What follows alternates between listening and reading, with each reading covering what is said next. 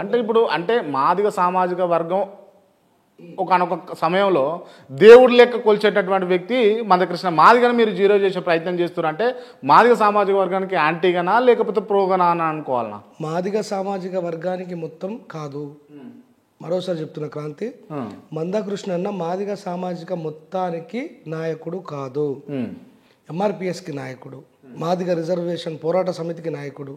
ఒకవేళ మాదిగ సామాజిక వర్గాలందరికీ అన్ననే నాయకుడు అయితే ఆర్ఎస్ ప్రవీణ్ కుమార్ సార్ గారు ఎట్లా వచ్చారు, విశారదన్ మహారాజ్ గారు ఎట్లా వచ్చారు, టీఎంఆర్పిఎస్ వంగపల్లి శ్రీనివాస్ అని ఎట్లా వచ్చిండు, యాతాకుల భాస్కర్ అని ఎట్లా వచ్చిండు, మేడి పాపన్న ఎట్లా వచ్చిండు, వీళ్ళందరూ గాలి వినోద్ కుమార్ సార్ ఎట్లా వచ్చిండు. ఇఫ్ ఆయన ఒక్కడే ఆ సమాజానికి లీడర్ అయితే ఈ మిగతా 5-6 ఎదిగే వాళ్ళు కాదు కదా.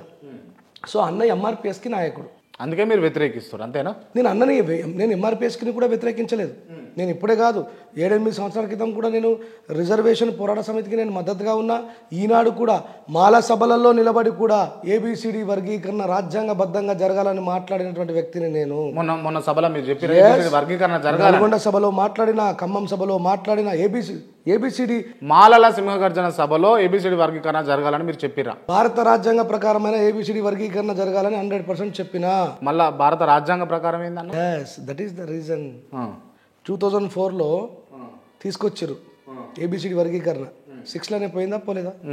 మన భారతదేశం ఏ సందర్భంలోనైనా కాన్స్టిట్యూషనల్గానే బ్రతకాలి, అదే మనకు ప్రధానం.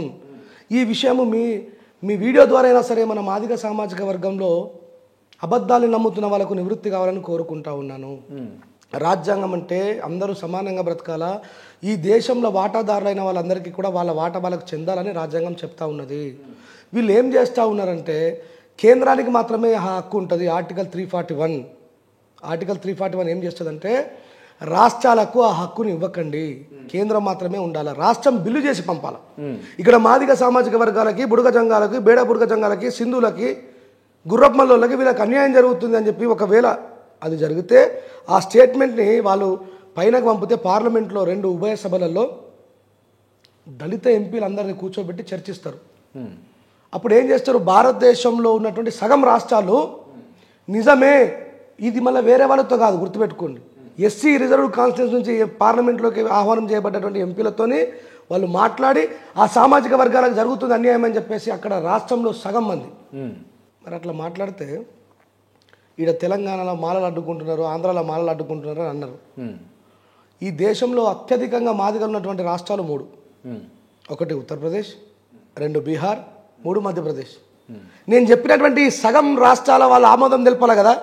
ఈ ముగ్గురు ఈ అత్యధికంగా మాదిగలు ఉన్నటువంటి 3 రాష్ట్రాల వాళ్ళే దాన్ని అపోజిట్ చేస్తారు. ఎందుకు? అక్కడ మాదిగలు అధికంగా ఉన్నారు కాబట్టి మా హక్కులు కోల్పోతామని చెప్పి.